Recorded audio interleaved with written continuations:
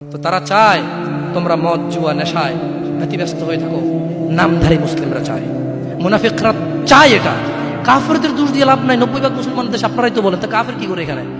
এখানে মদের আড্ডার মালিক মুসলমান, এখানে গানের আড্ডার মালিক মুসলমান, এখানে ডিশ কেবলের মালিক মুসলমান, এখানে মানুষ মারে মুসলমানের কথায়, এখানে মানুষ বাঁচায় মুসলমানের কথায়, এখানে দুজনে যায় উঠা নিয়ে চলে আসে কাউকে মুসলমানের কথায়।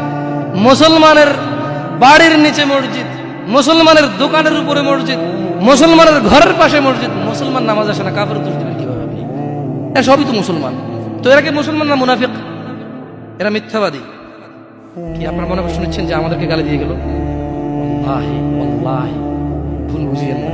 আমি এই কথাগুলো বলে বোঝাতে চাচ্ছি, আপনি যে নামাজ পড়েন না, এটা ছাড়া বিকল্প নাই। আমি বলি না যে আপনি খারাপ জাহান্নামে চলে যাবেন, না। আপনার মালিক কে? তিনি যদি আপনাকে জান্নাত দেয় ক্ষমা করে, কেউ ঠেকাইতে পারবে? তো মনে রাখবেন, তিনি মিথ্যা কথা বলেন না। তিনি বলে দিয়েছে তিনি কাদেরকে জান্নাত দেবে। উনি পৃথিবী পরিচালনা করেন একটা নিয়ম শৃঙ্খলায়। কিভাবে? একটা নিয়ম শৃঙ্খলা। বুঝে আসছে না? আসে নাই?